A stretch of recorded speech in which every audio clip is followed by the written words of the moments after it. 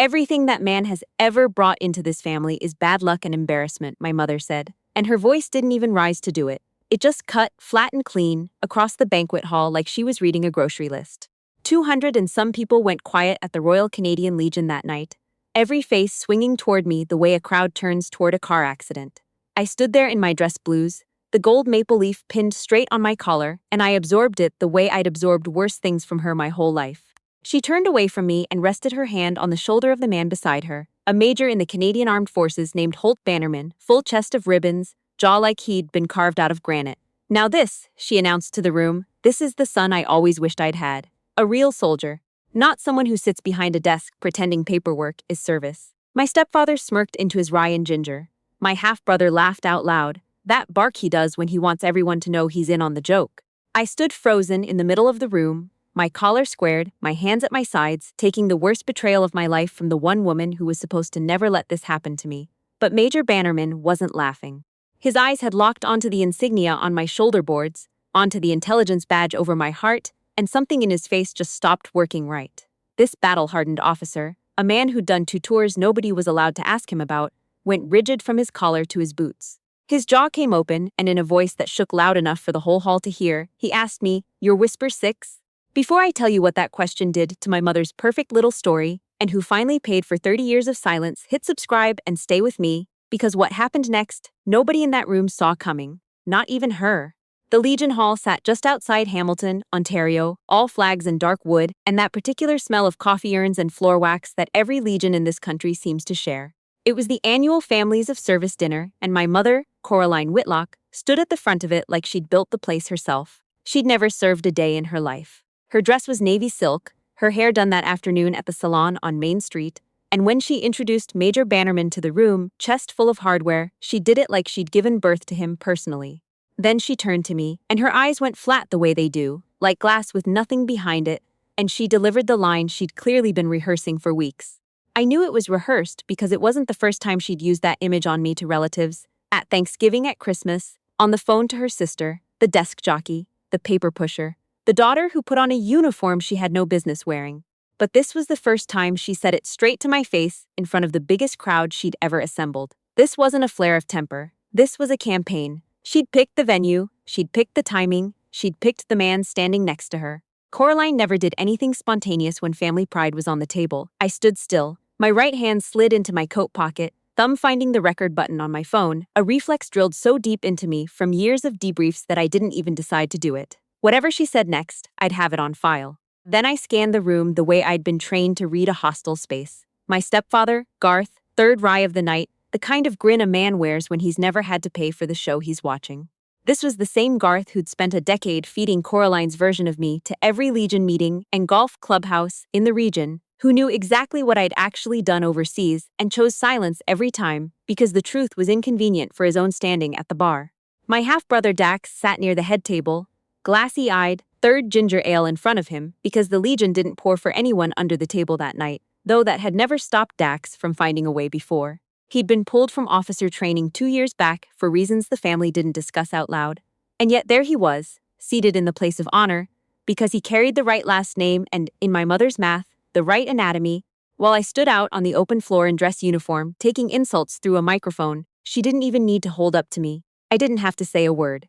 The seating chart alone was the verdict. She kept going, voice gaining that terrible confidence, every word placed for maximum damage. Not someone who sits behind a desk pretending paperwork is service. The room murmured exactly the way she'd trained it to murmur over the years. Garth smirked on cue. Someone near the back laughed on cue. 200 people performing the choreography Coraline had been programming into this town for 3 decades. I stood inside that storm and breathed in for 4 counts, held for 7, out for 8. Heart rate 61, face locked, eyes still moving, and that's when I caught it, the shift in Major Bannerman's expression. Something cracking open behind his eyes fast, like a system flipping from standby straight to combat. He was staring at the insignia on my shoulder, at the badge on my chest. His face didn't change slowly. It broke all at once. He stepped back, half a pace, jaw dropping, and in a voice that cracked but carried to every corner of that hall, he said it. "You're Whisper 6. An old man near the front, a Korea-era vet with a cane and a chest full of medals older than my mother, dropped his fork onto his plate. The sound cracked through the silence like a rifle shot. My mother's smile died mid-breath. Panic flashed behind her eyes for half a second, like a circuit shorting. The hall went so quiet it pressed against the walls, and the echo of that question just hung there in the air above everyone's heads. I looked down at my own hands.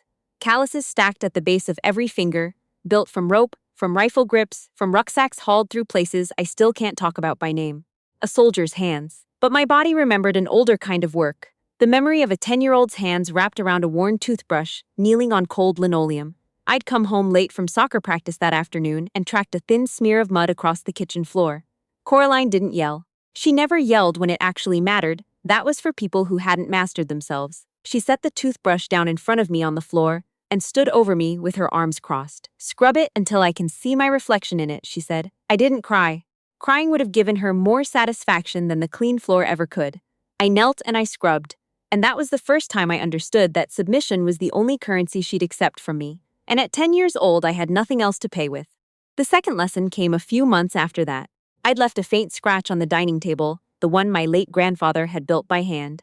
Coraline took my wrist without a word, walked me to the front hallway, and pressed my face flat against the wall. "Stand there until I say you're done," she told me. 4 hours. So I stood there listening to cutlery, clinking through a family dinner I wasn't allowed to sit at, the television murmuring in the other room, my real father's quiet cough behind a closed door, and then nothing, because drawing attention to himself meant dragging Coraline's attention onto everyone else in the house, too. 4 hours taught me the whole architecture of that home. I was furniture. I only had value when nobody noticed I was in the room.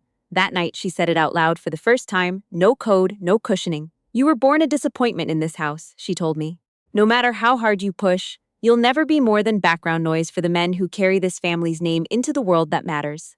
She pushed my forehead against the cold drywall one more time. "Don't fool yourself." Then she walked away. She never waited for a reply. She already knew I wouldn't dare give one. But Coraline never understood this part. Every time she told me I was incapable of something, a locked compartment somewhere in my 10-year-old brain clicked open and added another line to a list of every single thing I was going to prove her wrong about. That night, my father came in. Desmond Whitlock, before the divorce, took his name out of the house and replaced it with Garth's. He eased himself through the cracked door, 6'1" and shrinking by the month, the cancer already starting to work its way through his lungs like rust through a hull, though none of us knew it yet. He set his hand on top of my head and just held it there for a long time without speaking. Then he pressed an old folded scrap of paper into my palm, along with a tarnished set of dog tags that weren't even his. They'd belonged to his own father, a man who'd landed at Juno Beach and never talked about it. On the paper, in his careful handwriting, a line he must have copied from somewhere. Something about how the measure of a person isn't the size of their hands but the size of their nerve. He looked me dead in the eye. "Gender's got nothing to do with grit, Brielle," he said, not knowing yet that I'd grow into a name nobody in that family would ever say with respect. "You're going to be the finest officer this family has ever put a uniform on. Don't let her break you." I hid those dog tags under the lining of my running shoe and carried them for the next 20 years. Under boot soles at the Royal Military College in Kingston, in the hidden pocket of my tactical pack in places I'm still not allowed to name out loud, pressed flat against my chest on sleepless nights in operations centers while radar screens blinked and I waited on radio calls that might never come. It was the only inheritance from that house worth keeping. I was 17 when I laid the application for the Royal Military College down on the kitchen table. No big speech, no ultimatum, I just set it down the way you'd set down a glass of water, because to me that's exactly how natural it felt. Coraline walked in, saw the paper, paused just long enough to read the letterhead. Then she picked it up with perfectly calm hands and tore it in half, then in quarters. She kept tearing until white confetti drifted down across the kitchen tile like the season's first snow. "Don't you dare drag this family's name through that," she hissed through her teeth, kicking the scraps into the corner with the toe of her shoe. "The only thing you're good for is answering phones and pouring coffee at somebody's office." She walked off completely certain my future had just been decided for me. That night, my father went into the kitchen alone. I sat on the staircase in the dark and watched him, his back curved like a question mark, breath wheezing out of lungs that were already losing ground week by week. He lowered himself down to his knees on the cold tile, hands shaking so badly the first scrap slipped twice before he could close his fingers around it, and he picked up every last piece of torn paper, one by one, tucking them into his shirt pocket, the way you'd gather fragments of bone from someone you're trying to bring home. The next morning, he was already gone before I woke up. He came back that afternoon without a word of explanation, just looked at me across the hallway with eyes that said it's done. 3 weeks later, an entrance package arrived from RMC Kingston in the mail. He had taped every shred of that original application back together with trembling hands, photocopied the reassembled form at the public library on Lakeshore Road, and driven himself there in a body the chemotherapy was already hollowing out. He spent the last reserve of fuel he had left, making sure his daughter's future survived the woman who tried to burn it down. That was the final brave thing Desmond Whitlock ever did for me. I got in. I made it to Kingston. The day I hauled my duffel bag out of my room, Coraline stood at the front door with her arms crossed. No goodbye, no blessing, not one word. She watched me walk down the front steps, then turned, went back inside, and threw the deadbolt behind her. When I came back 20 minutes later for a book I'd forgotten, my clothes were sitting in a black garbage bag on the porch. Industrial grade, the kind you put curbside on collection day. My father wasn't even home. He was already at Hamilton General, hooked up to machines that breathed for him when his lungs couldn't anymore. I picked up the bag, set it on the bus seat beside me, and faced forward. I didn't look back. 6 months into my first training cycle, the phone rang at 4 in the morning. My father had collapsed, the cancer finally forcing him into a specialized ward. I sat on the edge of my bunk, pressed the phone flat against my sternum, and counted my breaths until my hands stopped shaking. There was no leave for cadets mid-cycle, so I laced my boots and walked to morning formation, because that's exactly what Desmond Whitlock would have told me to do. In a wargaming exercise that the commandant himself was overseeing, with my entire simulated force encircled, and every other officer candidate choosing to dig in and hold their ground, I cut a different path. I sacrificed a secondary outpost, drew the opposing force's fire into a narrow ravine, and detonated every piece of abandoned ordnance in one coordinated strike. The exercise ended in under 8 minutes. The commandant slammed his open palm on the map table, hard enough that the markers jumped. He looked at me, the old scar along his jaw going white. "Officer Cadet Whitlock," he said, "you've got the eyes of someone who sees the bullet's path before it ever leaves the chamber. That's the kind of person who decides who walks off a battlefield. You'll work under me." It was the first time in my entire life that someone with any real authority looked me in the eye and told me, without qualification, that I was good enough. No conditions, no asterisk for the fact that I was a woman. They started doing it after my 3rd deployment overseas. Nobody gave the order, no field manual had a section for it, it just invented itself out of nothing, the way real rituals do among people who understand the next 12 hours could be their last on Earth. Every time a special operations team geared up for a night op, at least one of them would walk past my desk in the operations center and tap 2 knuckles on the wood, quick and quiet, never quite meeting my eyes, like making real eye contact would mean admitting out loud the one thing none of them could afford to say. Then they'd ask, "Ma'am, who's making the call to my mom if I don't come back?" That was the real question underneath it. Not will I survive, who handles what comes after? I never answered with comfort. Comfort is a lie out there, and lies get people killed faster than bullets do. I'd pull up their file, copy their emergency contact into a small green notebook I kept locked in the bottom drawer of my desk, and slide the drawer shut while they watched. Nobody ever commented on it. Nobody needed to.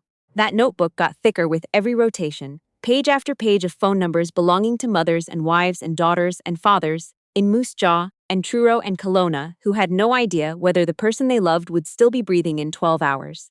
It was the heaviest object in that whole building, heavier than anything in the armory, because every single number in it was a conversation I'd rehearsed 100 times in my head, the exact words, the exact tone, the exact pause, so that if the moment ever came, I wouldn't stumble through it.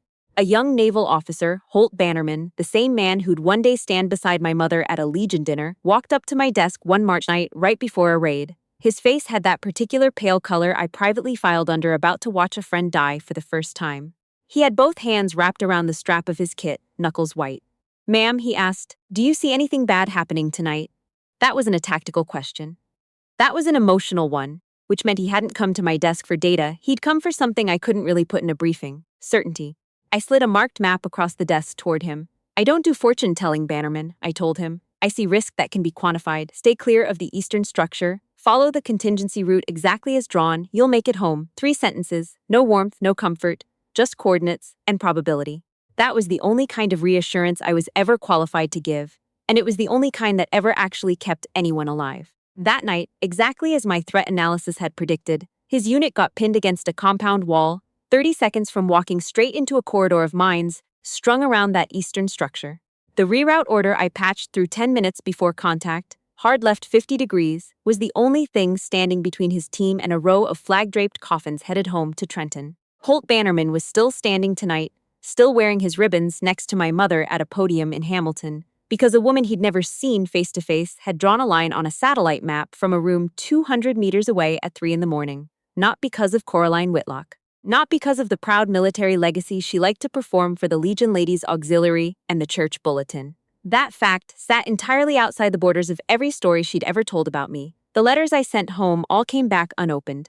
The month I made captain, I mailed a photo of myself in dress uniform along with a short note. No apology, no begging, just a notification that I'd made rank. 3 weeks later, the envelope came back intact, seal unbroken, not a single fingerprint on the flap.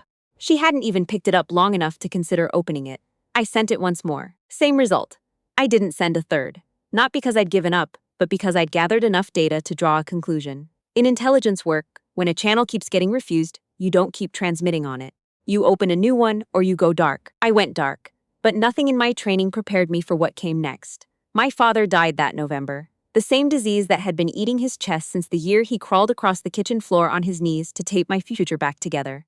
He'd hidden how bad it had gotten until the final week. I was on a military flight within 6 hours of the call.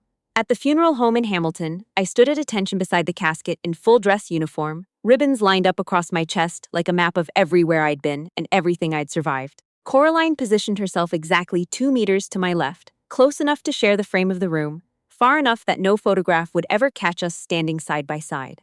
When Garth and his sister came through to pay their respects, Coraline took one deliberate step forward, hooked her arm through Garth's, and physically turned both of them so their backs faced me.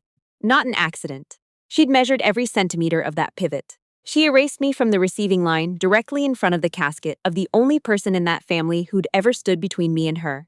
2 hours of visitation. Not one person was allowed to shake my hand, speak to me, or even look at the ribbons on my chest for too long.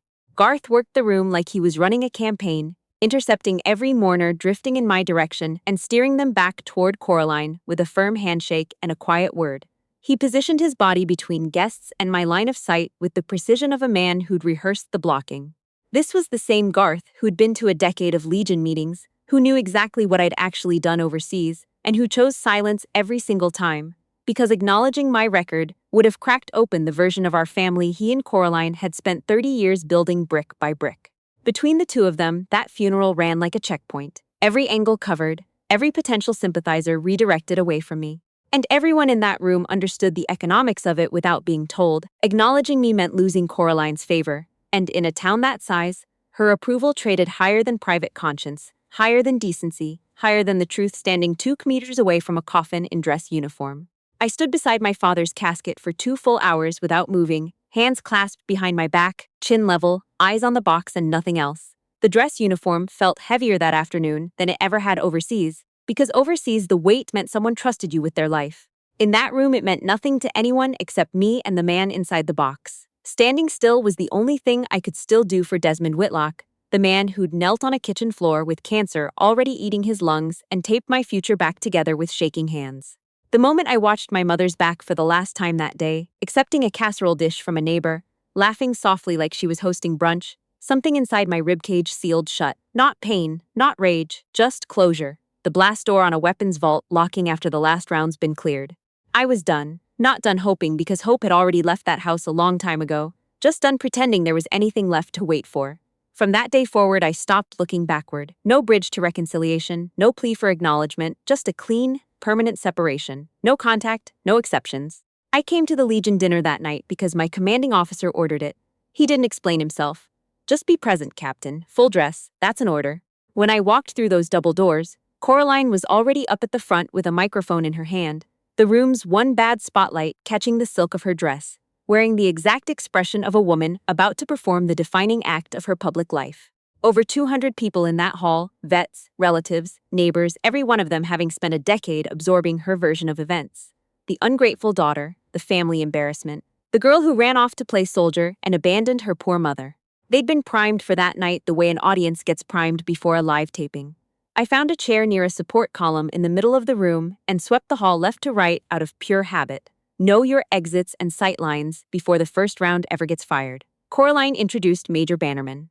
I wasn't listening to the speech, I was reading the man, rank, unit insignia, 3 operational ribbons. I cataloged people by their uniforms faster than most people read a name tag. Holt Bannerman had real time in the field. He wasn't a prop. The crowd clapped on cue. Garth nodded along. And that's when she pivoted toward me, held one theatrical beat, and opened fire. Everything that man has ever brought into this family is bad luck and embarrassment, she said, and pressed on, voice crisp, layered with the confidence of a woman who'd never once been challenged in that room. Major Bannerman here is the son I always wished I'd had. A real soldier, not someone who sits behind a desk pretending paperwork is service. The room murmured along the exact frequency she'd trained it to. Garth's glass rose halfway to his mouth. Safa's back laughed right on schedule. I stood there inside the controlled demolition, cycled my breathing, held my pulse at 61, kept my eyes moving. And that's when Major Bannerman's face came apart. He'd locked onto the insignia on my collar, the badge on my chest. His expression didn't shift gradually, it fractured all at once, like a recognition system snapping from standby to full alert. He stepped back half a pace, jaw-dropping, and asked the question that nobody in that hall except the old vets in the front row could really measure the weight of. Your whisper 6. The old Korea vet near the front dropped his fork. The crack of it on porcelain rang through the room like a shot. Coraline's mouth froze halfway through a smile. 200 people went silent at once, the kind of silence that presses against your skull, while the echo of his question just hung there over everyone's heads. My mother had just lost control of her own stage, and she didn't even know it yet. If you've ever stood in a crowd and felt invisible, erased by the one person who should have been your fiercest protector, hit that like button and stay with me, because somewhere out there right now, somebody is sitting alone, needing to hear they're not the only one this has happened to. Classified location, overseas. I was in the operations center 200 meters behind the line, surrounded by banks of blue-lit screens, the permanent smell of stale coffee and recycled air, the smell of a room where nobody sleeps more than 4 hours straight. A convoy, call sign Granite 1, was rolling a supply route when the lead vehicle hit an IED. The blast tore through the comms channel like a fist through glass. Half a second of dead air, the worst kind of silence in military communications because it means the radio operator just got thrown clear of the cab. Then screaming flooded the feed. Granite 1 to Overlord, we are pinned, 30% casualties, requesting immediate support, we are about to be wiped off the map. The whole center erupted, junior officers shouting over each other, status boards flashing red, a chair toppling somewhere behind me. My heart rate stayed at 60. I heard the duty staff scramble, every quick reaction force and medevac unit was already out of range, minimum 40 minutes by rotary wing. 40 minutes might as well have been 40 years. I grabbed the mic out of the comms officer's hand without asking. Granite 1, this is Overlord, abort the route immediately, enemy is collapsing on your position from the east, fall back to grid reference Lima 9 or 2, do not question this order, move now. No explanation, no reassurance, because in the time it takes to reassure a man under fire, 3 of his teammates die. I cut the primary channel, which the enemy had been jamming for 6 minutes anyway, feeding it garbage, and switched to a backup frequency that didn't exist on any official plan, a shadow channel I'd built myself, because I have never once trusted a strategy that didn't have a second one hiding behind it. 45 seconds. That's how long it took me to breach the Air Support Coordination Network, a protocol violation that could have ended my career in peacetime, but was the only thing standing between 11 men and a mass casualty notification. 2 CF-18s on routine patrol 30 kilometers northeast banked hard and came screaming south. Their ordnance struck the coordinates I'd plotted off satellite thermal imaging within 90 seconds of the original distress call. The enemy positions went silent.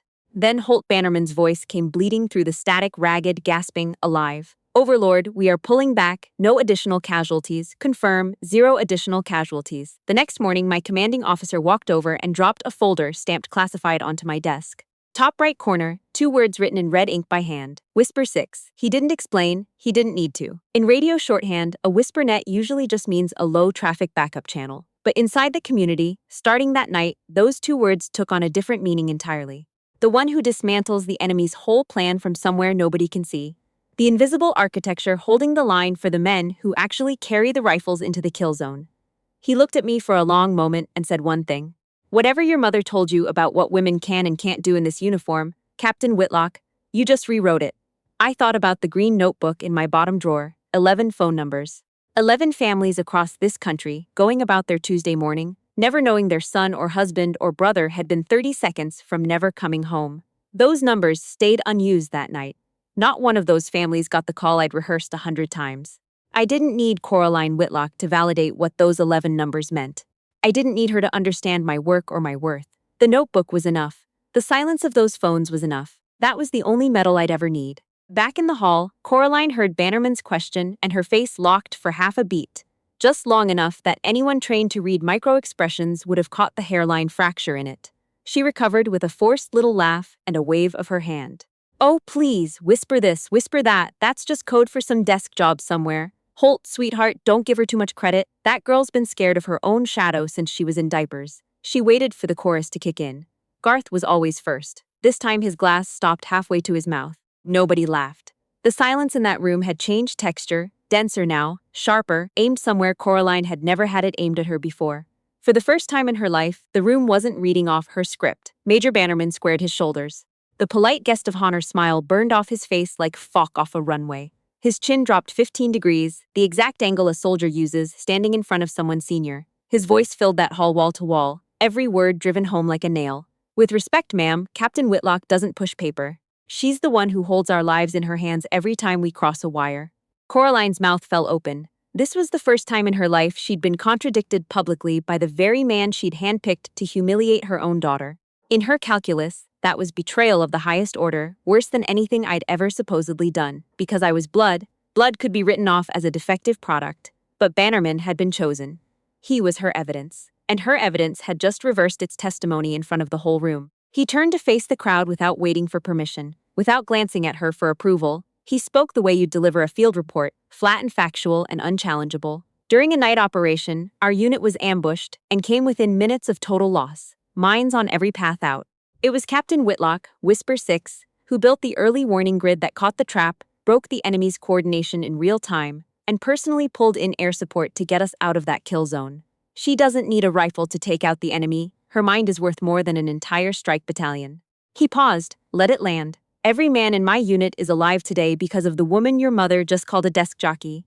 Garth's drink slipped out of his fingers and hit the white tablecloth, spreading a dark stain across the linen. His mouth hung open, the same mouth that had spent a decade endorsing Coraline's version of me at every clubhouse and Legion meeting in the region.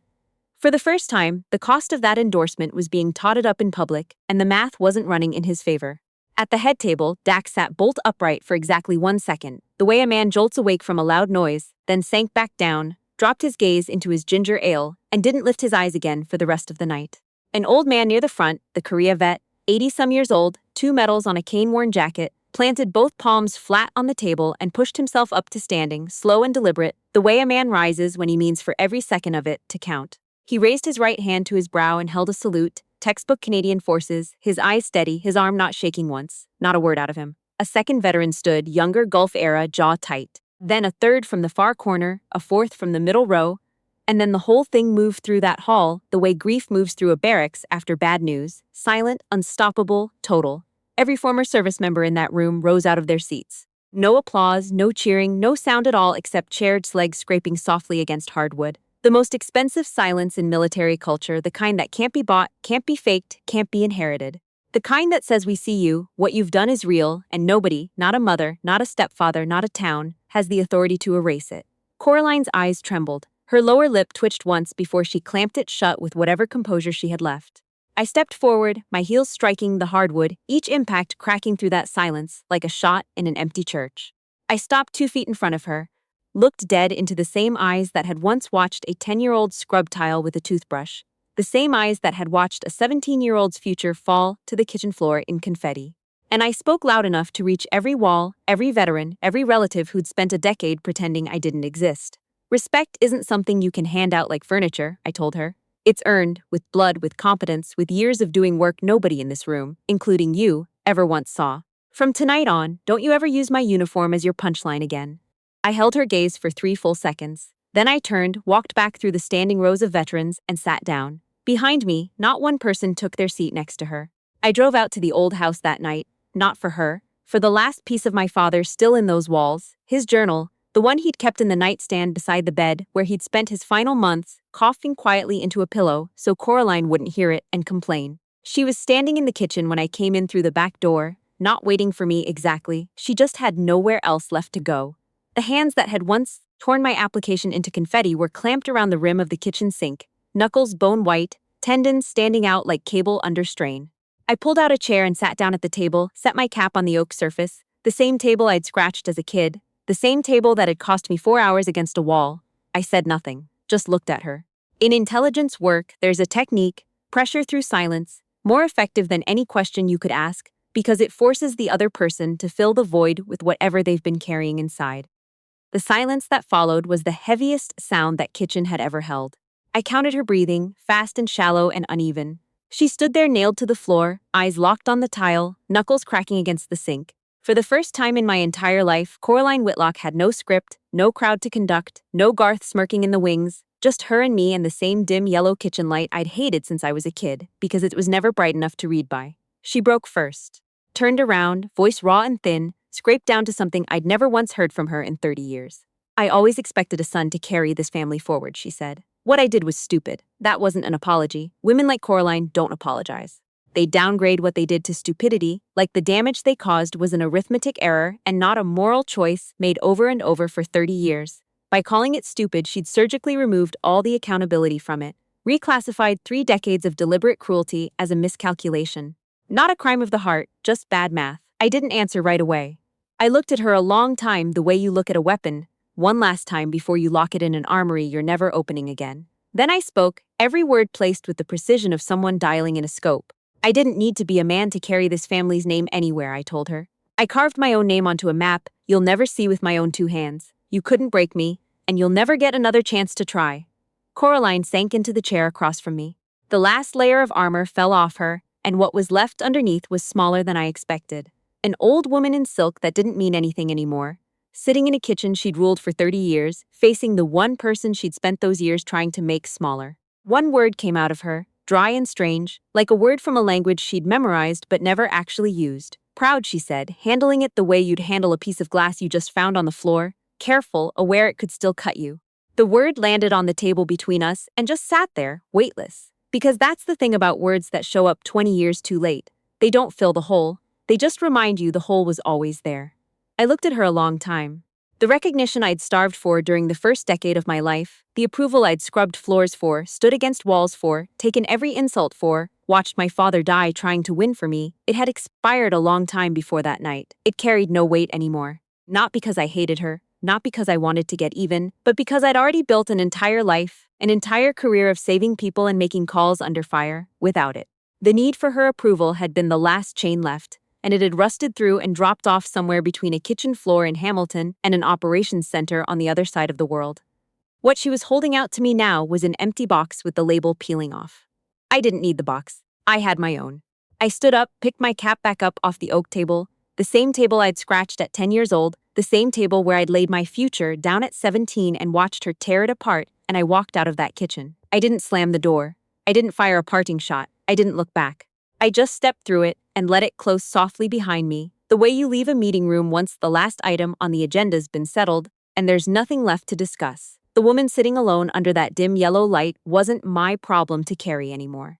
The next morning, before my flight back overseas, I drove out to the cemetery on the edge of town, not out of obligation, not for ritual, because there was exactly one person who'd earned the right to hear the final report.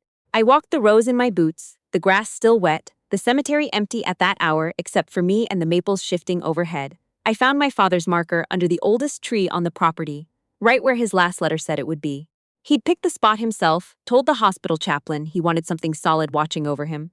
I crouched down and read the line I'd asked them to carve under his name. A father, a good friend. 8 words, nothing more was necessary. Desmond Whitlock never put much stock in volume or decoration.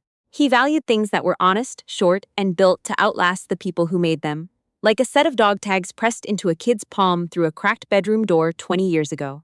I pulled off my glove and pressed my bare palm, calloused from years of rope and steel and trigger guards and wind, flat against the cold marble. The stone was colder than anything I'd ever touched overseas, colder than a rifle barrel at 3 in the morning, colder than the deck plates on a transport crossing open water. This was the one thing I let myself do without a plan, without an objective, without a timeline. Just a daughter's hand on her father's stone.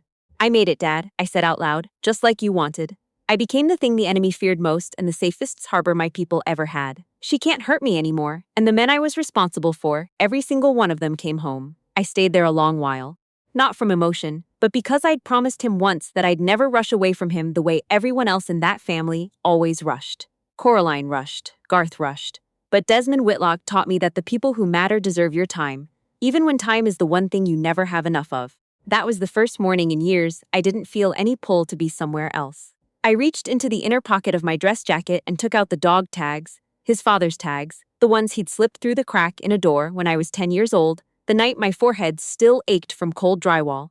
I'd carried them for 20 years under boot linings at Kingston, inside a hidden pocket in my field pack on 3 continents, pressed against my heart through every sleepless night, staring at radar screens, waiting on radio calls that might never come. I held them in my bare palm one last time, silver worn down to gray, edges smoothed like river stone, but the metal still solid, still holding together after everything it had been through. I set them on the marble ledge at the base of his headstone, leaned against the cold surface like the last card laid face up on the table. I don't need to carry this anymore, Dad, I told him. You gave me the first real thing I ever owned, and it wasn't this. It was the belief that I was worth something. That was enough. I stepped back, stood at attention, squared my shoulders, and raised my hand to my brow in a salute, not because regulation called for it, not because anyone was watching, but because it was the only gesture in my whole vocabulary that could carry the weight of everything I felt without breaking apart. I held it 5 long seconds, then dropped my hand, turned on my heel, and walked away without looking back. The Legion Hall behind me had closed one chapter. The kitchen with that woman sitting under a dim yellow light had closed another. My father's dog tags sat on cold marble behind me, and for the first time in 20 years they weren't pressed against my body. For the first time in 20 years, I didn't feel their absence as a loss. I felt it as a completion. Ahead of me was a flight back overseas, an operations center full of humming blue screens, the quiet sound of knuckles tapping twice on a wooden desk before dawn, the sound of people trusting a woman with their lives because she'd earned it, not because she'd inherited it. My name is Captain Brielle Whitlock. The sky ahead belongs to me, and not one person on this earth, no matter what blood we share, has the authority to take that from me. Sometimes real peace doesn't come from someone else's apology. It comes the moment you decide you're done waiting for one.